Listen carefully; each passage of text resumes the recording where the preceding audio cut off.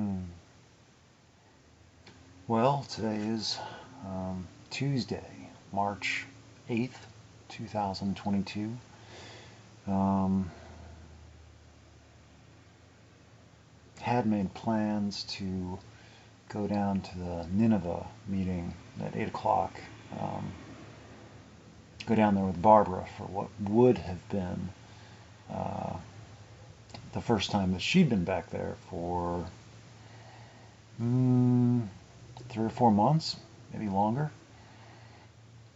And then I haven't been going for about 3 weeks, um, and because they were, looking for a secretary at the beginning of March to complete a year, and I was sort of worried that if they were able to convince me to do it, then I would just kind of end up doing it indefinitely, and would struggle to get away from it without feeling obligated and indebted and forced and compulsoried into doing it for much longer than I want to, beyond a year, because that's my experience. Anything I end up accepting voluntarily becomes outside of my, it's like, and then I just can't get away.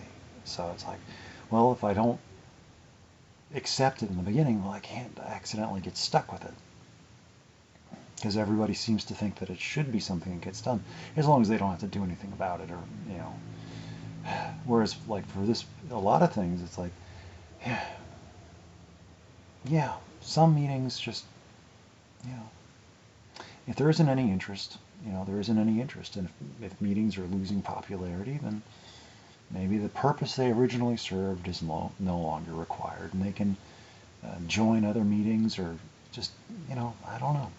I'm just not responsible for the maintenance and well-being of a meeting, and being the secretary and all that kind of stuff. I've done that. Leave it for somebody else, somebody that would benefit, and it would help them find something as far as responsibility and learning. You know, me doing it, it's not going to help me. um, I just consider it. They just want me to be there. They just, you know, I don't know. But anyway, as it turns out, I'm not going. I, I didn't tell Barbara, but if she wasn't going to go, then I'm not going to go down there by myself. I would get too much attention, or at least I would perceive that I'd be getting too much attention, and everything would, you know, like, where have you been, and stuff like that. And it's like, because they care and stuff, and or I don't know, I might be ignored completely, or given a cold shoulder. That whole, he hasn't been here for a few weeks, let's ignore him. That way he'll, I don't know. I don't know what people think. So anyway, when Barbara left me a message, because I was eating at the time when she called, she did leave me a message. So and I already knew what it was going to be about. But I called her back, and she said that well, in her message even, she said that she wasn't going to be going tonight.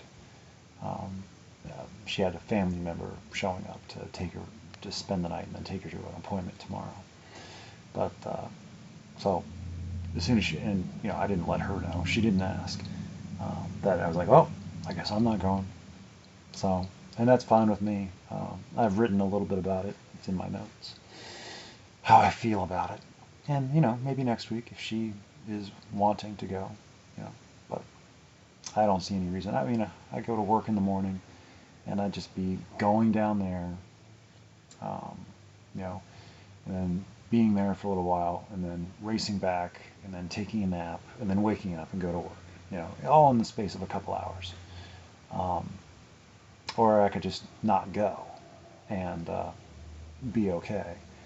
And yeah, and whoever's there that might want or expect, or it's like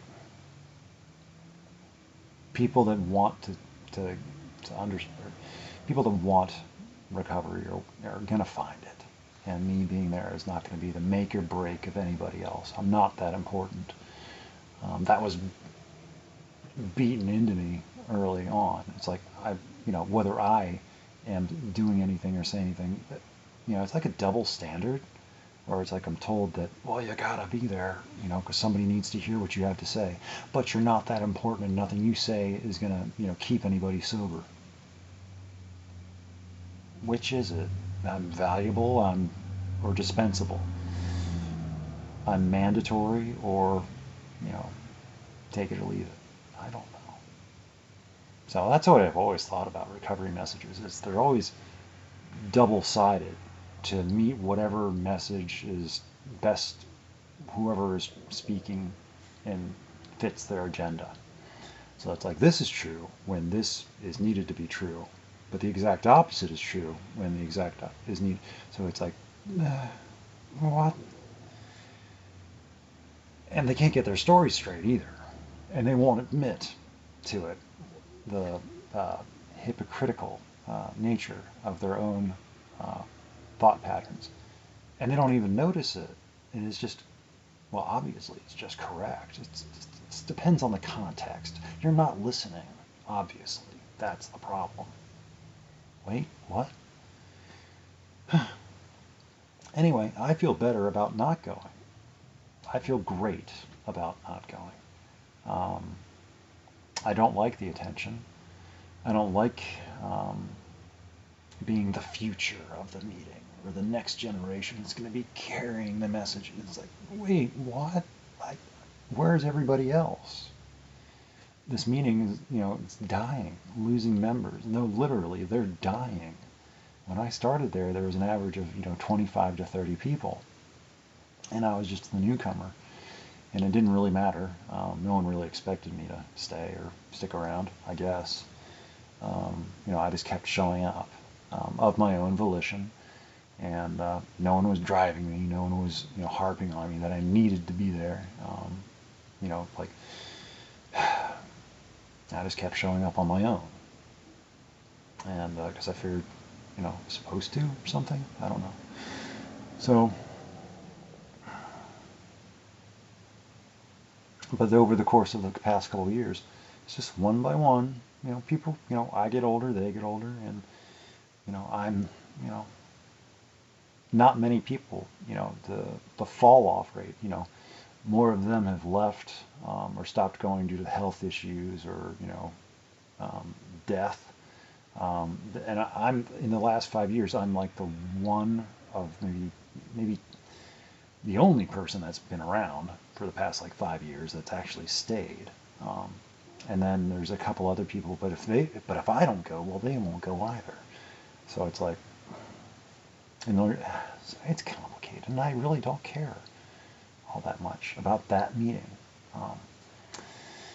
I am not, and I don't want to be a canary in the coal mine, where my involvement is an indicator of stability and health, and whether or not I'm at that meeting is not an indicator of my social health and my confidence in myself and my environment, my surroundings, my ability, and my reality. If anything, I find it stressful to, with my current work schedule, to make it down there and be the beacon of recovery, an inspiration on demand, on tap. Just turn the tap, and it's like I feel like I have to perform more. It's like I can be a body down there, and I can say a few words, do a couple tricks, but I don't hang out. I don't really, they're not my friends. They're more like just my peers there to judge me and make sure I'm doing okay. Because they got to check on me, make sure, give their estimation, be like, yeah, let's do yeah, he's okay. Do the ocular pat down, make sure I'm actually doing okay. They got to check on me. You doing okay? It's like, are you? It's frustrating. There are other things going on. The luxury of addiction, the luxury of relapse, the luxury of recovery. Um, I afforded all of those things. And it's like it's time to do other things for me. For me. I don't know about anybody, for anybody else. Maybe I'm special in the fact that I can, or maybe I was never an alcoholic in the beginning. That's what some people would argue. If it's so easy for me, maybe I was never an alcoholic to begin with. I was pretending. No one's ever said that to me. No one would ever dare. Um, but I did need the support, and I continue to find it useful, but as far as a requirement to make sure I don't, that lifestyle was not much of a lifestyle, you know. So it's like I can, it's nice to know that recovery and, all that is available to me, because I do have a story to tell, and it might help somebody at some point, but I don't want to feel forced or obligated to show up at the behest of other people and feel like a slave or indentured servant. And this might just all be complaining, but so be it. I can say what I want. I can think what I want. There are no thought police or recovery police, and there isn't any Facebook police or YouTube police. I'm just some person with a story, and where I tell it, if I tell it, how I tell it, it's really on me. And I'll see Barbara tomorrow, if she's not too tired from her appointment and just being out and about with a family member and stuff. I can understand that would be tiring by itself, and she would be pressed to want to go back out in the evening to go to a meeting, even though it is with me, and she does like me, and I like her, and I would have enjoyed the car ride down there and back, the conversation. That's the main thing. We enjoy each other's company, and the conversation on the car trip there and back more than the meeting, which we've talked about. The meeting is just, an excuse to have the car ride. So I've even entertained, like, Barbara, we don't have to go to the meeting. We can go out for dinner or something. So how often, or, am I even going to be able to do that? I mean, she's going to be 89 years old in a couple months. Well, in early July. Or late June. I think it's late June. But 89 years old. So, yeah. She thinks it's, it's like, wow. So, and she's okay as far as her physical health. She's getting very frail, though, and uncertain of her footsteps. And so I have to kind of guide her and hold her up sometimes. It's just the truth. There's nothing but shameful or to be embarrassed about. It's just how it is. And it's like, I'll be the same way if I make it to 89 years old. So I have if longevity is something that I was hoping to achieve in this existence, then I have a far better chance of it now than I ever did before, as far as just physical health. Quit the drinking, quit the smoking. I'm still eating terribly, but I'm aware of it, and I have cut out a bunch of things that probably aren't so good. So there's that. It's like I think I was already headed towards that direction anyway. It's like I have eliminated fast food. Fast food is not part of my diet. It used to be a lot of it. Now it's not. But processed foods and processed sugars and things like that, that's still a major component. Fresh vegetables, fresh fruits, fresh anything is not a staple for me. Part of it, as I tell myself, is about the money and the preparation and the knowledge. It's like, I don't really know. Isn't that funny? I don't really know how to feed myself. Kind of, But it's more about laziness, I think, and also change, not being interested. It's like, I'd rather just, if you had like, a nutrient paste. It's like I would opt for the nutrient paste if I didn't have to think about it. It's like, oh, in a sense of being full. It's like I don't really care so much about food too much. I mean, I eat it because I have to, but if I could get all my nutrients and everything in my body was satisfied, as far as like nutrients and cravings or whatever, a liquid diet would be fine for me. At least that's what I say. I've never tried it, so I can't say. But anything's possible. But then also in the news, today is March 8th again, still. And it's International Women's Day or something like that. And I thought to myself, and I was thinking to myself, well, every day, do we need a particular day to say that, well, this is the day that we recognize and remember? It's like, it's every day. It's like any day is there's no good day for anything. It's just every day could be, every day should be. Any day is a good day. Today is a good day for anything. Don't need a particular day to appreciate, recognize, be considerate and sensitive to whatever issue. It's like, oh, I can't do that. I have to wait till, September because that's when the day for whatever is. No. At least I don't know.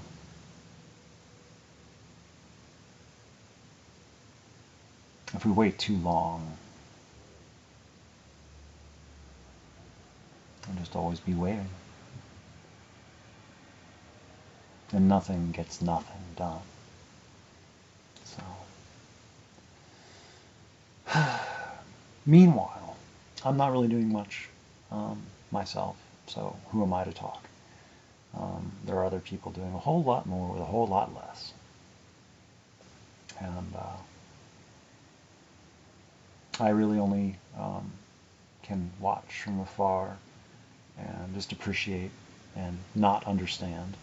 I just understand what I am capable of understanding, and the rest of it's just a mystery to me. I only know how to live my life, and I don't know how anybody else lives theirs, or how they even think about it. It's completely baffling and foreign to me. Different culture, different style, different ethical considerations, but ways of approaching and feeling towards situations that are going on that affect us all. But it's like I don't have any answers any more than the next person, and I try not to pretense give any sort of appearance that I do, because I don't. And maybe the ground war is the best, most available, comprehensive tactic. Waiting on other people to take initiative and do something.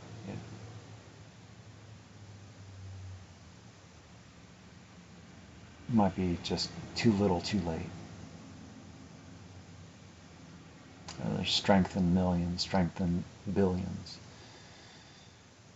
But it's about the organization and the desire, rallying and awakening a population to want to do something about it. Being aware and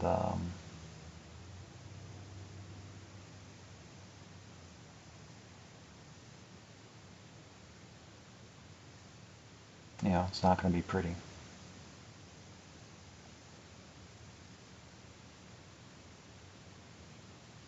And I really don't have all the information to be able to have a complete, even informed opinion. I'm just gathering mine from other people. And a lot of other people seem very convinced of, yeah. And so it's like I gotta defer to them. They've been doing this for longer. Um, so anyway, putting trust and faith in institutions and people outside of myself. Um, been doing it my entire life without even realizing it. And now at least I can do it consciously with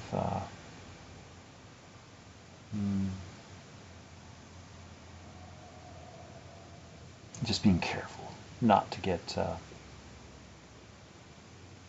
just following it, just getting manipulated into all sorts of other people's causes and crusades and campaigns. Um, people like me. People like what I have to say. They like how I handle myself. That's why, that's why I feel like people in the recovery community really want to keep me, because I talk well, but I don't do what they do. I don't practice exactly what they practice. I don't believe what they believe. So I feel like I would be a hypocrite too. It's like, and I don't pretend at it. I don't say that I do what they do.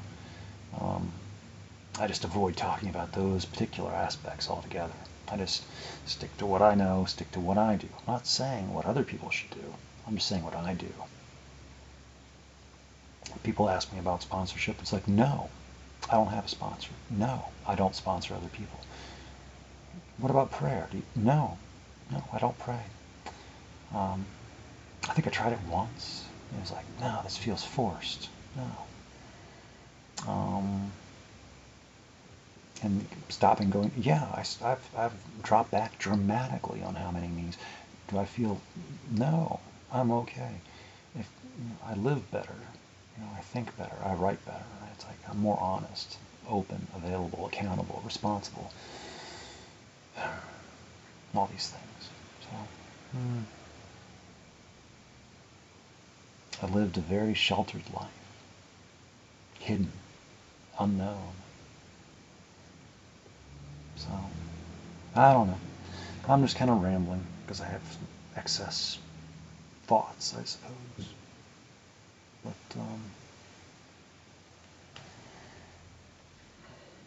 that's my offering. It isn't much. But that's what I got for tonight. I don't feel like writing.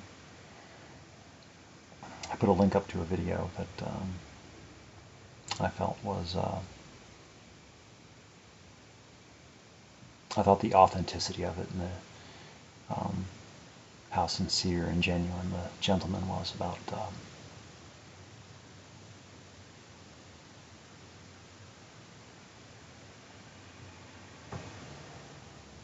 yeah,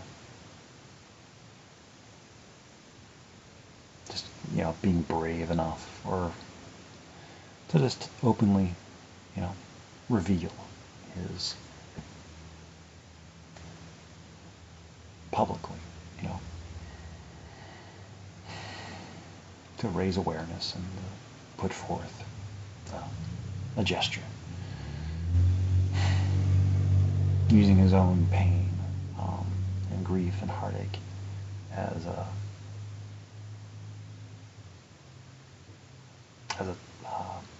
platform to help other people.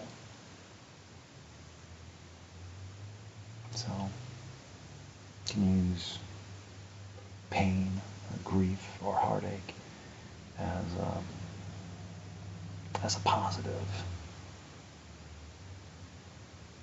It doesn't have to be self-destructive. It can be an act of creation or an act of giving.